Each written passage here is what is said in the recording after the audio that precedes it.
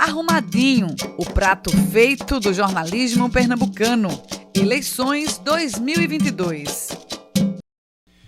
1889, 1937, 1945, 1947, 1964, 2016.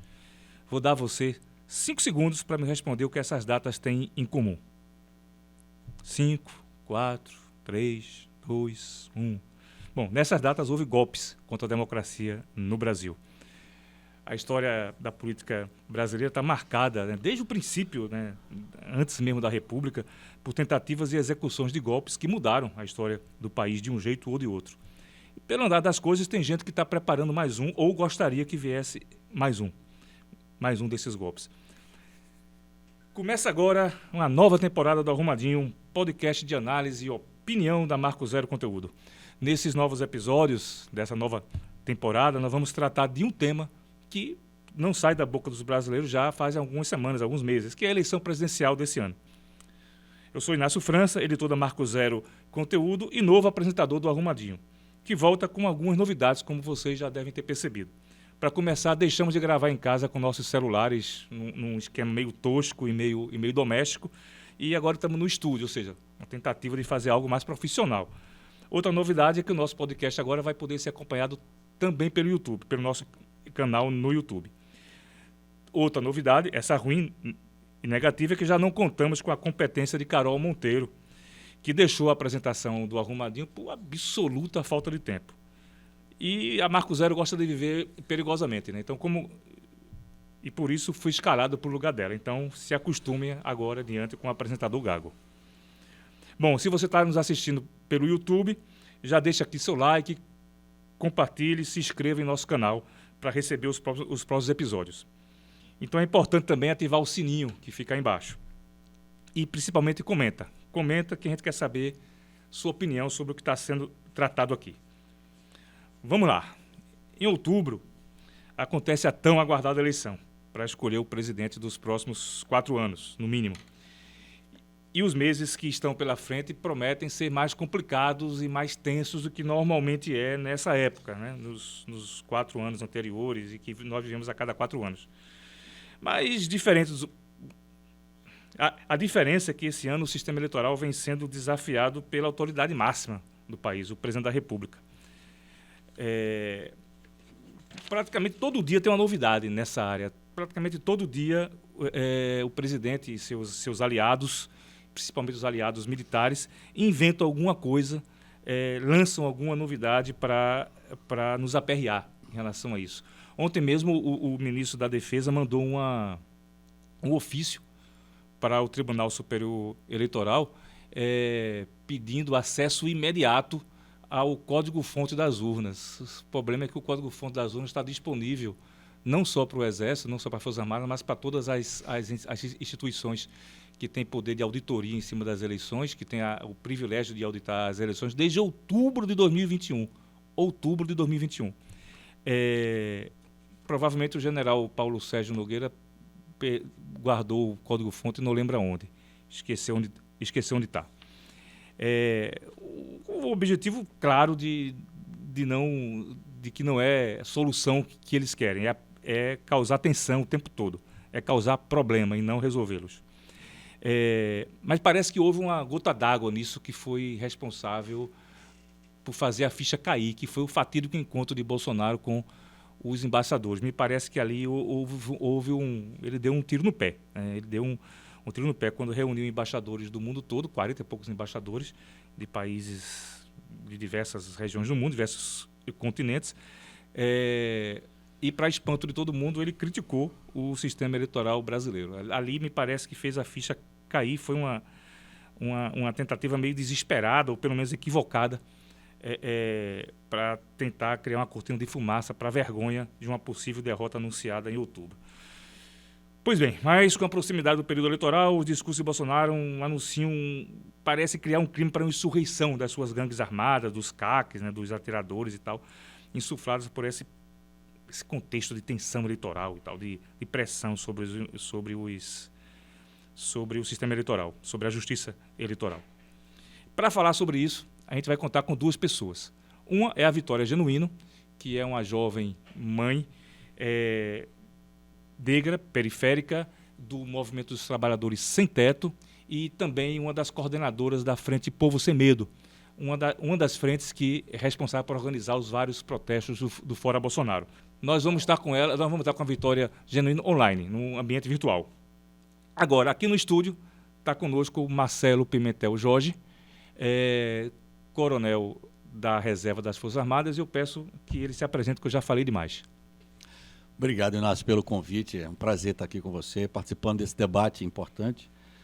Vou me apresentar, mas antes devo dizer que as minhas opiniões e minhas expressões aqui no programa, elas estão amparadas pela Lei 7.524, de 86, que garante ao militar inativo, eu estou na reserva, a livre expressão do pensamento sobre temas de natureza política, ideológica, filosófica e de interesse público, independentemente dos regulamentos disciplinares.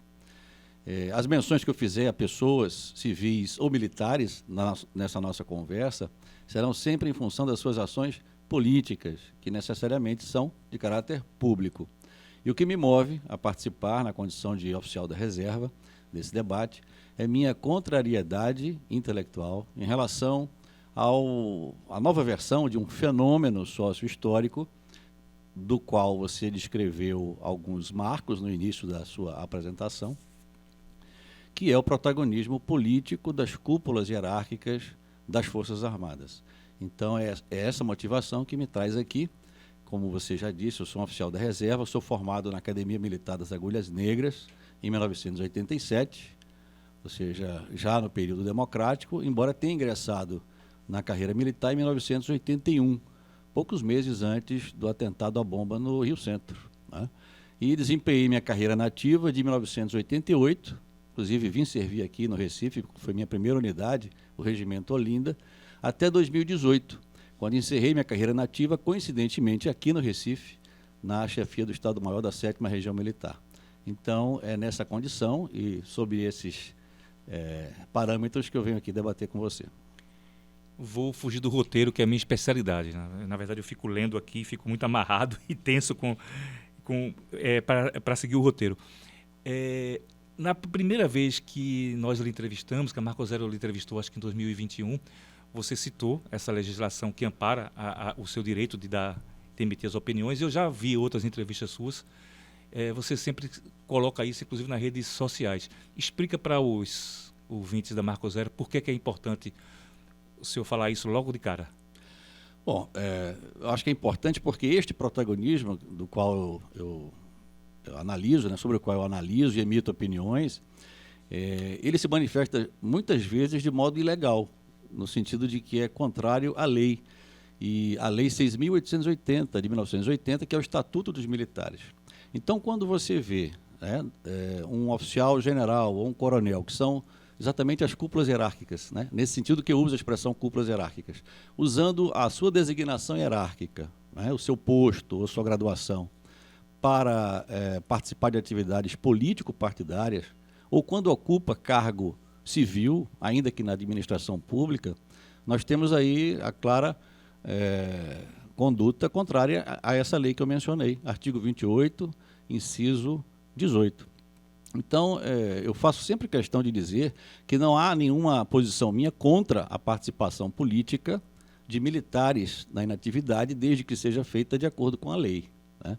Então, por exemplo, estamos conversando, eu disse que eu sou oficial, é a minha profissão, eu sou militar mesmo na inatividade, porque os militares na inatividade também estão sujeitos ao estatuto, esse que eu me referi, mas eu devo fazer a minha participação política ou no debate político partidário de acordo com esta lei.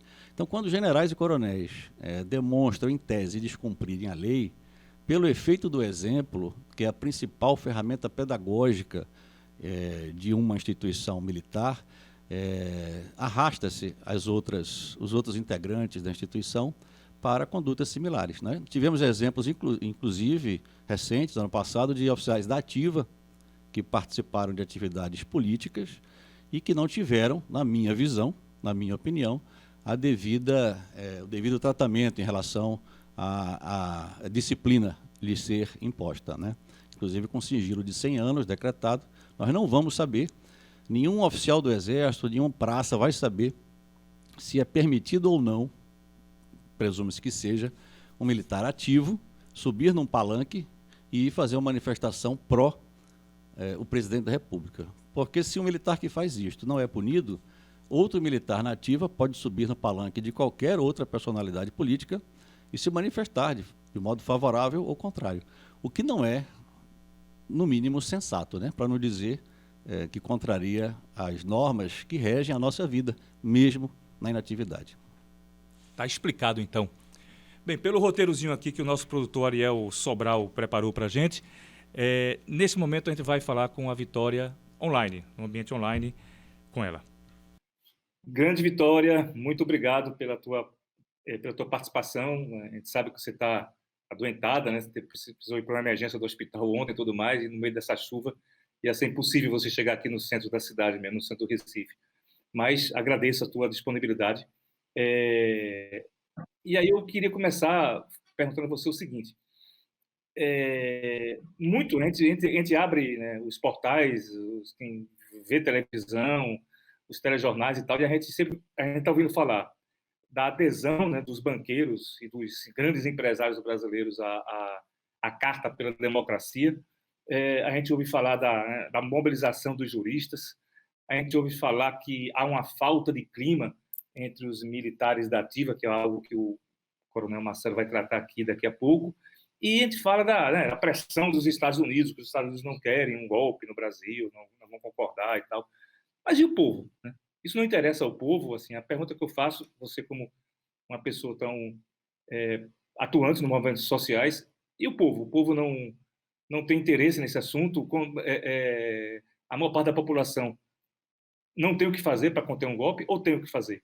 E aí eu também peço que você fale um pouco de você antes, se apresente antes e emende já respondendo aí. Obrigada, boa tarde, Inácio. Desculpa, né, não estar presencialmente, mas é isso, coisas da vida. Acabei que adoeci, fui para a emergência em Olinda, aquela cidade que é um caos, né? Enfim, toda a região metropolitana e todo o estado, quando chove, felizmente a gente tem visto, né, como tem piorado. E aí para chegar foi uma complicação, mas enfim, né? Nesses momentos, esse espaço aqui, essas ferramentas tecnológicas acabam nos ajudando, né?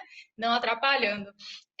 Então, muito obrigada pelo convite, né, em nome do MTST também, né, e aí já para adiantar, eu sou Vitória Genuíno, sou coordenadora nacional do Movimento dos Trabalhadores Sem Teto, sou militante, né, pelo direito à cidade, hoje eu também atuo na assessoria parlamentar das juntas co-deputadas, e estamos aí, né, para contribuir com os debates. Eu acho, né, pensando um pouco nessa questão que você traz, é muito significativo, né? Porque se fala muito nas alianças com grandes poderes, grandes empresas, como se, de fato, o que não barrou, inclusive as iniciativas, né? Pós mesmo o governo Bolsonaro, mais das manifestações fascistas, né, de direita nas ruas, alguns anos atrás, inclusive nesse momento, né, da pandemia e antes da pandemia, foram as mobilizações dos movimentos sociais. Foi a partir do momento que a gente se reorganizou, começando inclusive com as movimentações das torcidas organizadas, né, que aí estava aquele receio de retornar às ruas, e aí a partir disso, quando os movimentos aderem, né, se organizam e começam a construção do Fora Bolsonaro, essas manifestações fascistas e de direita são barradas. Então, é muito significativo e muito simbólico quando a gente enquanto movimento social, enquanto povo, não é colocado dentro, digamos aí, né, dessa importância de assinatura dessa carta. Mas a gente sabe, né, que na ponta, quem é ameaçado e quem sofre as violências, até quem tem o poder para barrar, né, um caso de um futuro golpe, digamos assim, né, que, enfim, existem várias avaliações do que é que a gente pode pensar e tirar de conclusão desse medo que Bolsonaro quer imprimir na gente, mas, enfim, no fim, né, somos nós que colocamos mesmo nossos corpos e nossa coragem na rua para poder barrar todo tipo dessa manifestação. Você acha que a jornada, né, de protestos e manifestações do Fora Bolsonaro entre 2021 e 2022 deixa um acumulado de aprendizado para os movimentos no processo de organização disso? E quando vai ser hora de voltar à rua?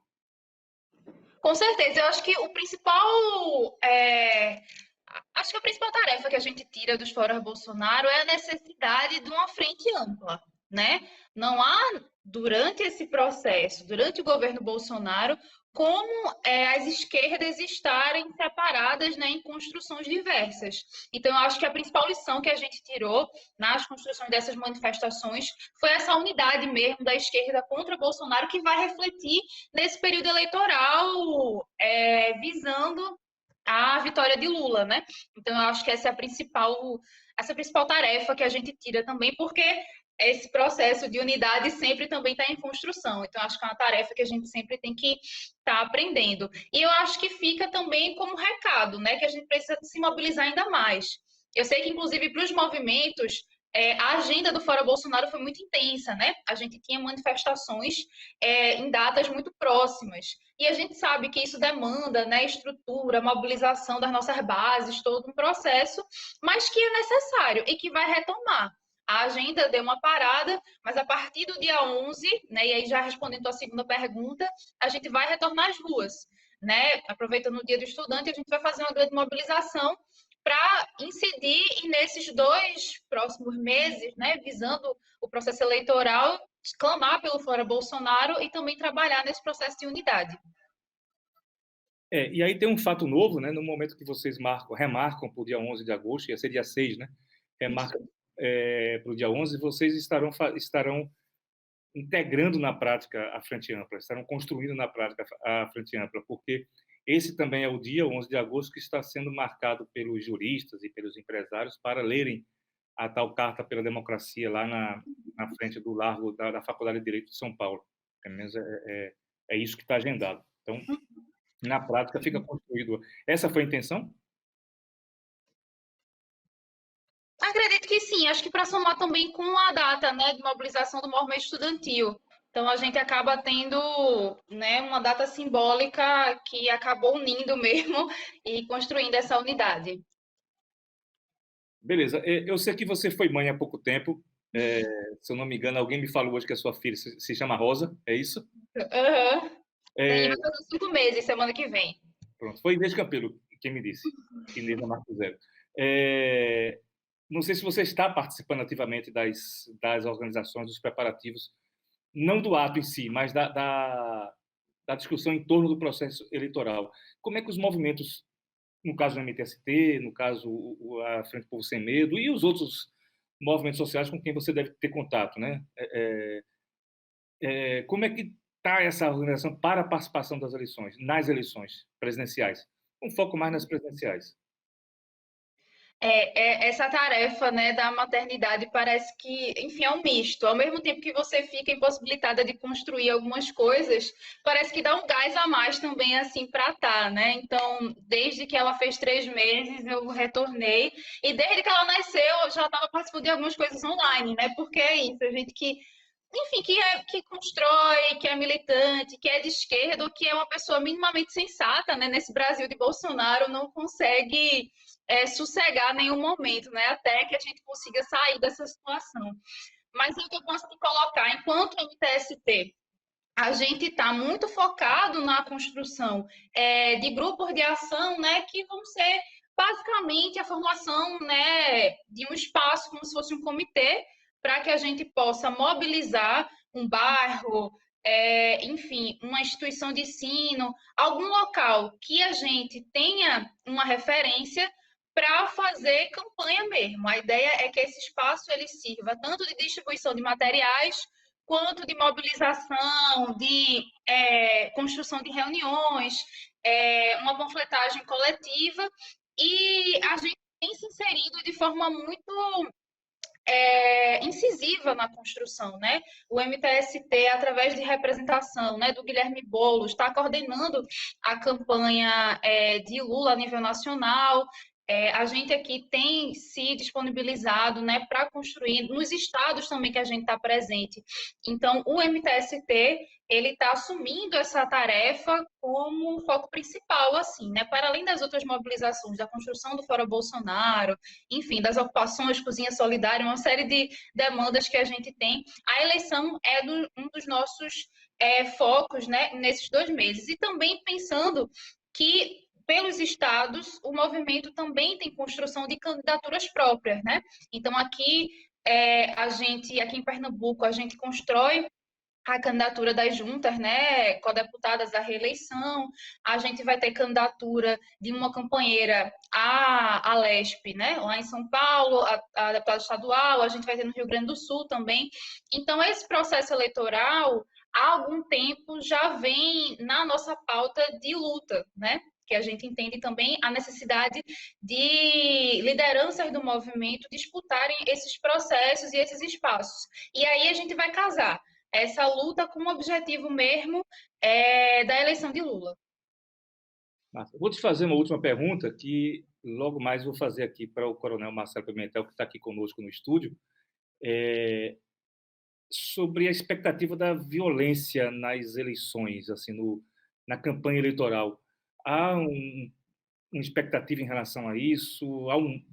Vou usar a palavra, há um medo em relação a isso? Ou algum preparativo específico? Como é que vocês estão discutindo isso? Então, a visão que nós temos mesmo, a leitura que a gente faz é que esse discurso, né, violento de Bolsonaro, que, enfim, existe desde que ele existe, tem sido colocado mesmo com esse objetivo de intimidação dos movimentos sociais. Né? Assim que ele assume em 2018, ele afirma de forma categórica, né, que vai colocar os movimentos sociais, o MTST e o MST, né? Ele fala direitinho assim que a gente é terrorista, vai para a ponta da praia, enfim. E a gente vê uma consolidação, uma firmeza desses movimentos sociais durante o governo dele. Então, o que a gente quer colocar, inclusive para ele, é que esse medo não vai nos intimidar. A gente precisa dar uma resposta que é estar presente nas ruas de forma muito mais forte, assim, e muito mais coerente. É claro que a gente não pode se deixar levar, né? E ter uma prudência, porque não adianta a gente se colocar em risco, porque a gente também não quer o assassinato de outro Marcelo, de outro Moa, né?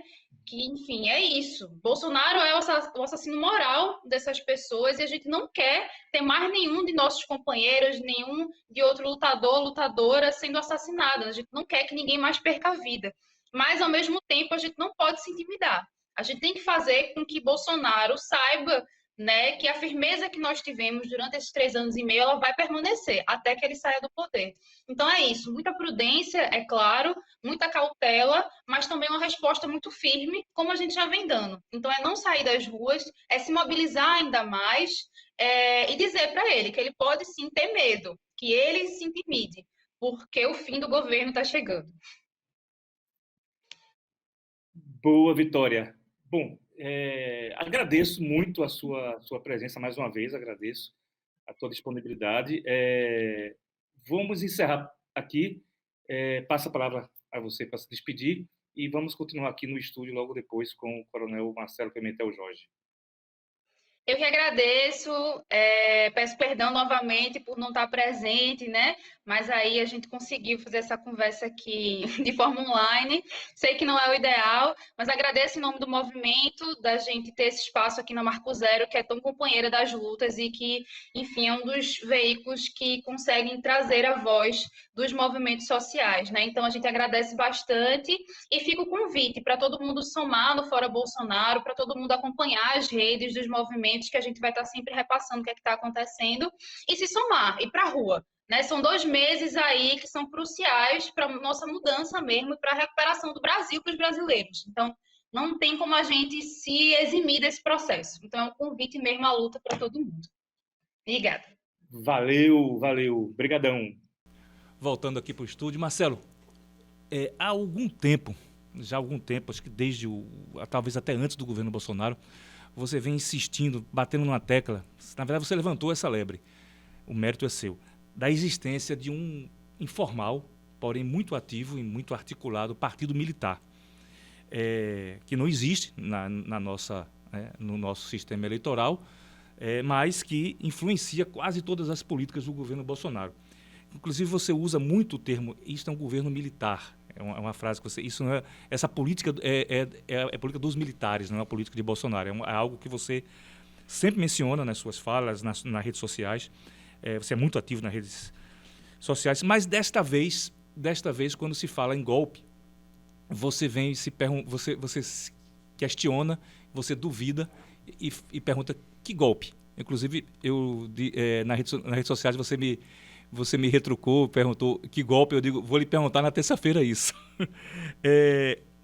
Então, a minha pergunta para você, o que é que te faz duvidar desse golpe?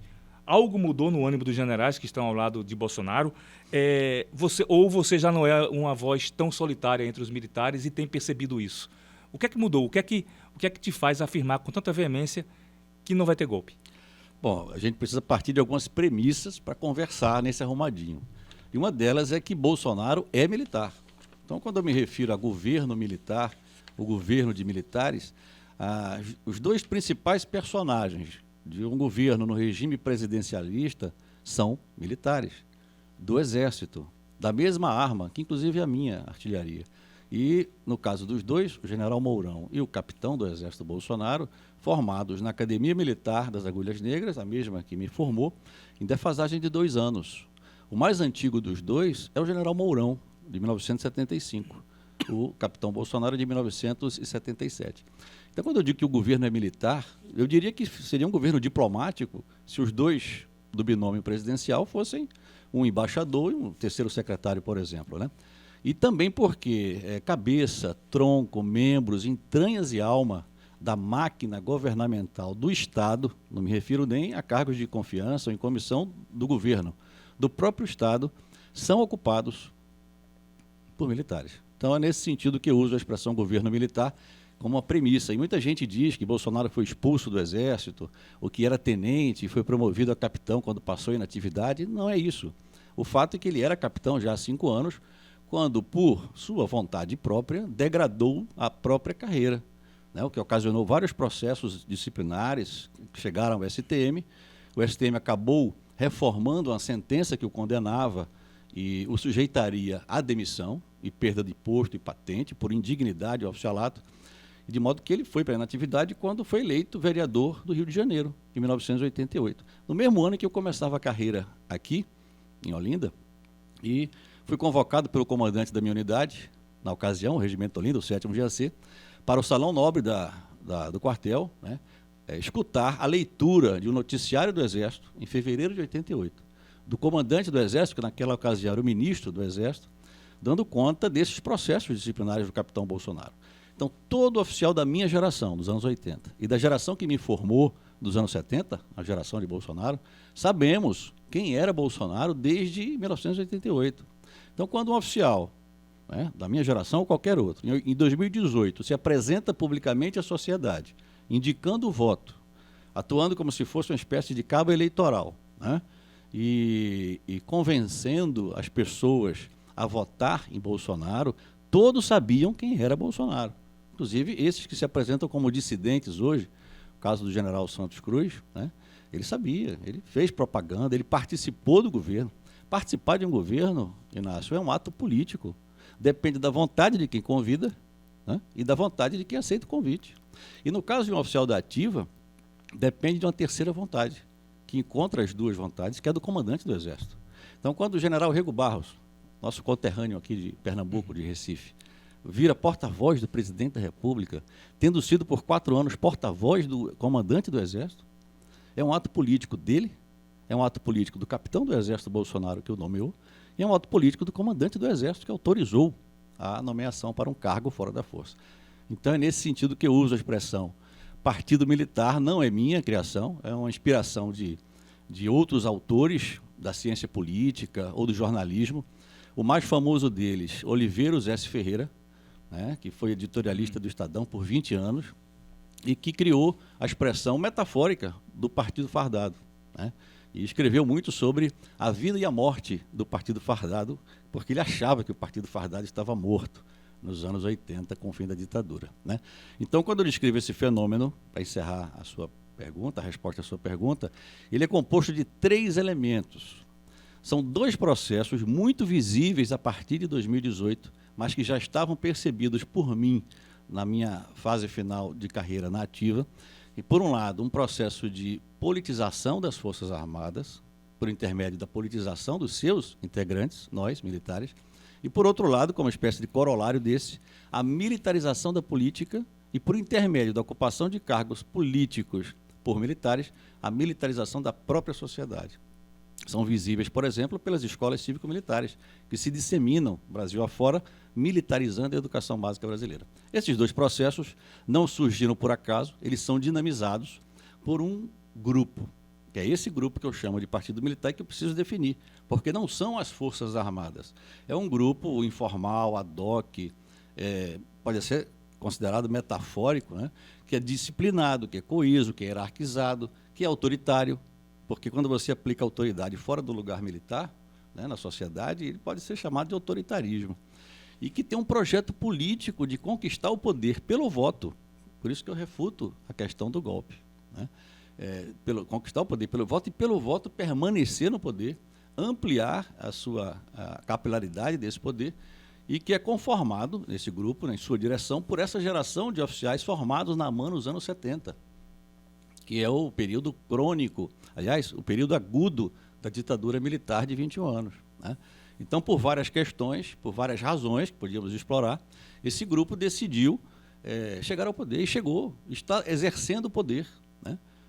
Utilizando o Bolsonaro, na minha visão, que é um personagem central nesse projeto, ele é catalisador, mas ele não é o coordenador, ele não é nem o idealizador da própria candidatura.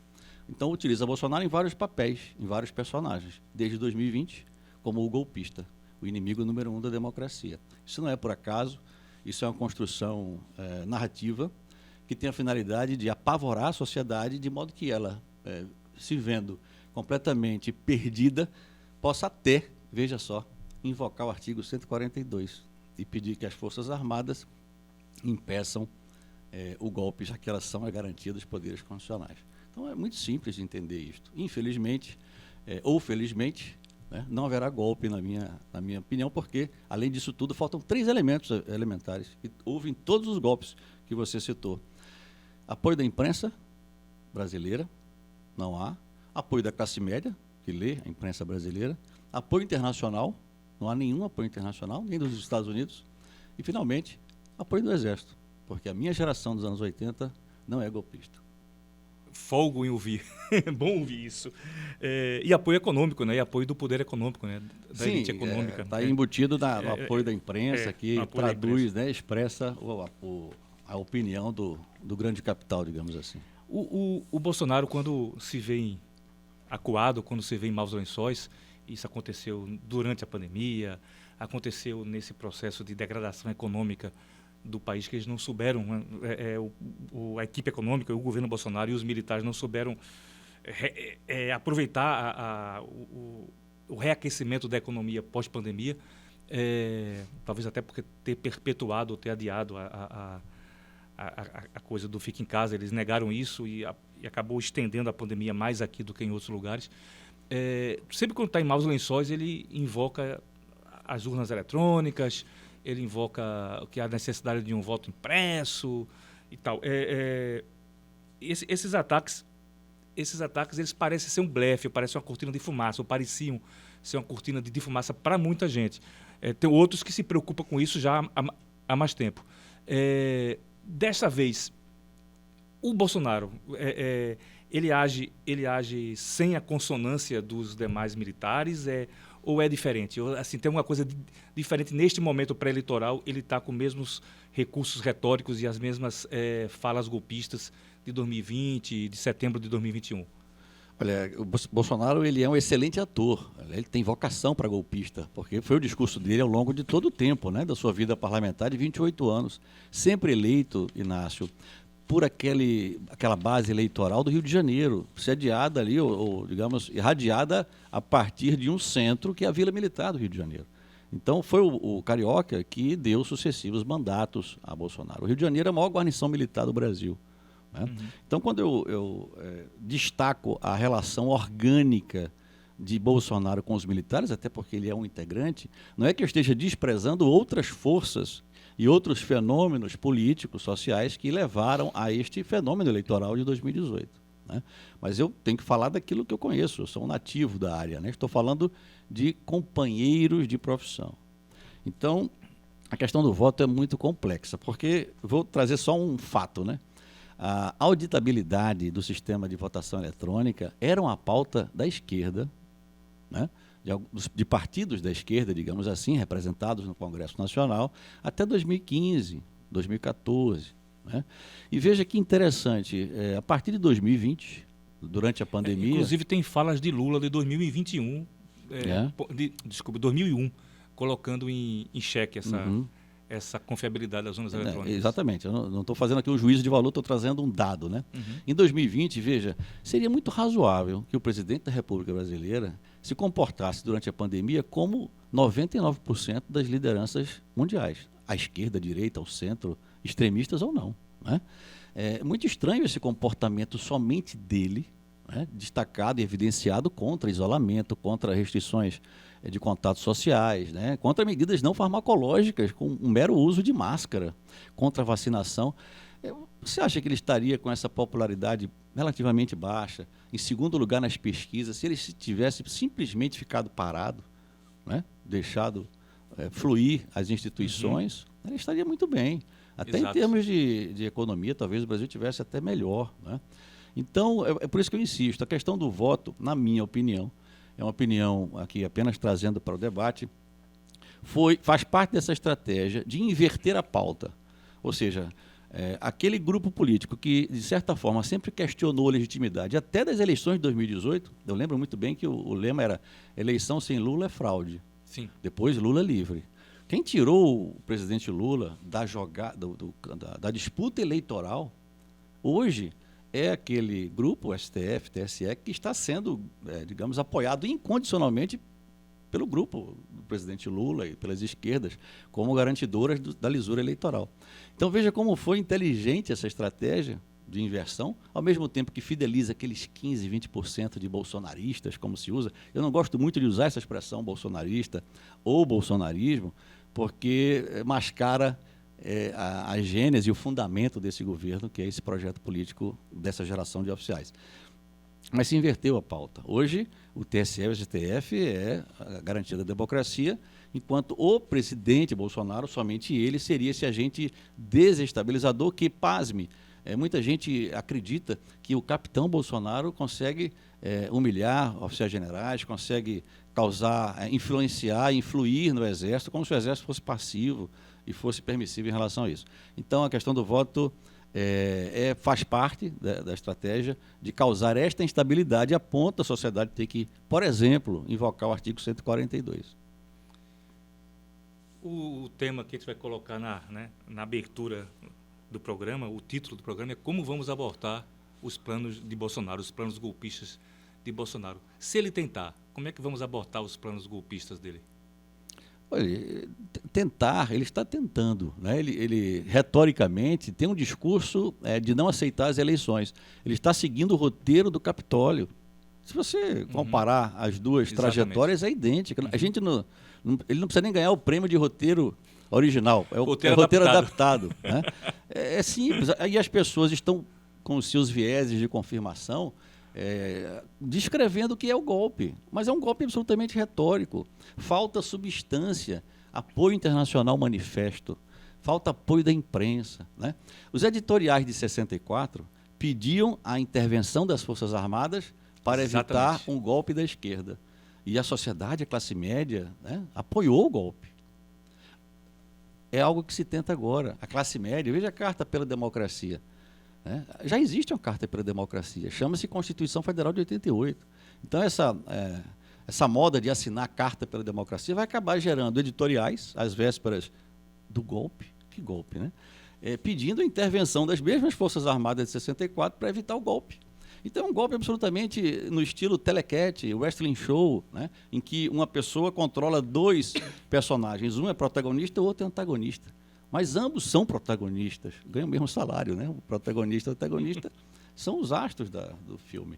Então, hoje, quem são os protagonistas? TSE e Forças Armadas. Se mantém nas capas dos jornais, ou seja, o fenômeno do protagonismo político das cúpulas hierárquicas das Forças Armadas se consolida de acordo com a cena da peça que se vai delineando. A questão do voto é mais uma cena. O que é bem interessante, porque, na verdade, quando o TSE e os militares estão nas manchetes dos jornais, dos portais, da televisão o tempo todo, a disputa eleitoral ela fica em segundo plano. Na verdade, o candidato que está na frente, o Lula, ou o seu antagonista, o Bolsonaro, eles ficam em segundo plano. Ou melhor, o Lula fica em segundo plano nesse noticiário. Assim como o Ciro Gomes e os demais. A disputa eleitoral, a disputa de ideia, de propostas e de plataformas e do que é que se quer para o Brasil fica em segundo plano. Tá Muito bem razão. observado, exatamente. Uma das finalidades é essa, né? É mascarar e desviar o debate nacional para um tema que já era resolvido, né? A questão do sistema de votação eletrônica. E, indiretamente, o Bolsonaro ele fica como protagonista único desse processo, junto com o TSE e com os... Porque é ele que dita a agenda, né? Ele pauta as capas dos jornais. Isso. Bom, a gente teria a gente fez um arrumadinho piloto que não deu certo, que a gente não levou ao ar por problemas técnicos e tal, houve alguns problemas, que tratava sobre a expectativa de violência na campanha eleitoral, que inclusive a gente trouxe aqui algumas gravações do Clodoaldo Torres, né, que foi quase morreu em 82, há 40 anos atrás, e falava da expectativa desse clima violento insuflado, né, pelas falas de Bolsonaro entre os bolsonaristas, entre aspas, né, nos grupos bolsonaristas. Qual a tua expectativa em relação a isso? Olha, a história de violência nas eleições brasileiras é um fenômeno também, né? O golpe de 30, por exemplo, que depois virou revolução com a ditadura do Estado Novo, foi originário de um assassinato aqui próximo, né? Do João Pessoa. Uhum. Né? Estamos aqui gravando no centro do Recife. Alguns metros daqui, 200 metros daqui, que foi uma fake news, né? Porque se disse que foi um assassinato eleitoral por conta do resultado das eleições não aceito. E foi um crime passional, né? Então a história da violência, infelizmente, faz parte da nossa trajetória de consolidação do simples ato de votar. Não se pode esquecer que nós recuperamos o direito a votar para presidente em 89. Né? De lá até hoje, não houve registro de muitos casos de violência. E, tirando um caso ou outro, né, como esse último lá em Foz do Iguaçu, na comemoração do aniversário, né, que houve um assassinato por motivação política, pode ser que haja, sim, um caso ou outro de violência, mas eu não creio que seja uma violência generalizada, a ponto de gerar movimentos de pessoas armadas com o mínimo de organização para comprometer a estabilidade do regime democrático. Não creio, embora se possa tentar. Ontem mesmo se vazou a notícia de que o órgão de inteligência brasileiro estava preocupado com um atentado que seria feito por gente da extrema-direita para incriminar o PT. Né? Primeiro, o questionamento um órgão de inteligência que vaza uma informação dessa, ele beira a incompetência, né? Não é inteligente. Pelo menos não usa contra-inteligência para preservar seus dados. Segundo, que, na minha visão, isso faz parte da construção dessa paranoia, dessa preocupação excessiva em relação ao rompimento institucional. Haverá violência, sim, eu acredito que haja, casos isolados, e eu acho que os campos políticos de oposição a este governo devem ficar muito atentos para não serem enredados ou provocados a cometerem um erro, né, de uma provocação dessa, participarem de manifestações, porque é tudo que se quer, né? Como os fenômenos lá do ele não, né, e da reação seguinte de 2018. Então, se quer cenas para disseminação nas redes sociais, que são um grande fator de convencimento da opinião pública, né? É isso aí, Marcelo. E você que está nos assistindo, hein? O que é que acha que devemos e podemos fazer para impedir, para abortar os planos golpistas de Bolsonaro? Todo mundo que tem canal de YouTube faz isso aí para o pessoal, para gerar engajamento. Então eu pergunto aqui a vocês aí também, o que é que vocês acham? E comenta aí embaixo, na seção de comentários aí. Vamos lá, né? Vamos encerrar. Eu queria agradecer muito a Vitória Genuíno por ter estado virtualmente aqui conosco, mesmo adoentada, por ter participado desse episódio.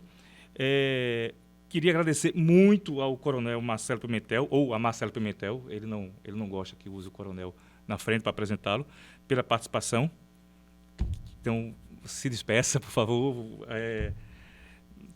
Muito obrigado, inclusive, por conhecê-lo, né, pessoalmente. A gente sempre troca figurinha pelo Zap, É verdade. Obrigado, Inácio, pelo convite. E só reforçando, como eu comecei, né, a motivação de eu estar aqui é para que possamos, a sociedade brasileira, a partir de 2023, reconstruir a muralha que deve separar forças armadas e militares da luta política e de governos. Nosso lugar, onde devemos ser valorizados, tenho muito orgulho de ser militar, né, exercendo a nossa função principal, de defender a pátria, independentemente de visões políticas e ideológicas dos brasileiros, das suas crenças religiosas e de classes sociais. Obrigado pelo convite e um bom dia. Quero lembrar que quando Marcelo começou a aparecer nas redes sociais e dando entrevista, aparecia muitos comentários, principalmente de bolsonaristas, dizendo que ele estava fazendo isso para ser candidato em 2018, ele queria ser candidato a deputado estadual, a deputado federal, e ele está aqui exatamente por isso, porque ele não é candidato hoje. Na verdade, ele hoje está na reserva e ajuda a esposa no negócio de doces, que me parece ser muito bom, por sinal. Torta de carinho. Torta de carinho. Isso.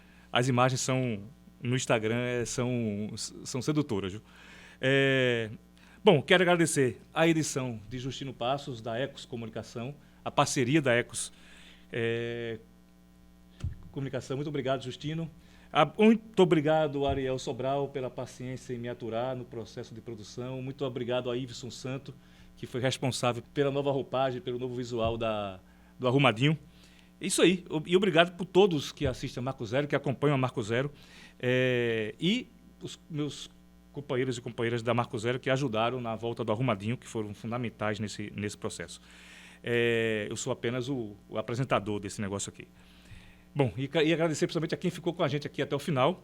Lembrando que se você estiver nos assistindo pelo YouTube, curta, compartilhe, se inscreva, ative o sininho, dizem que é importante, e comenta.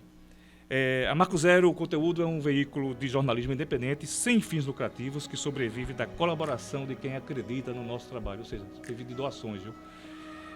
Se você é uma dessas pessoas, nos siga lá nas redes sociais e no site. Inclusive no site, acesse informações de como doar. Doar ficou bem mais fácil, tem até Pix agora. E temos o QR Code aqui na tela, que você pode acessar o site e aí buscar informações de como doar através do Pix ou de alguma outra forma, através do cartão de crédito, também que você queira, que ache melhor. Bom, então o Arrumadinho vai ficando por aqui. Até a semana que vem com mais um episódio dessa nova temporada, que vai tratar de política e eleições o tempo todo.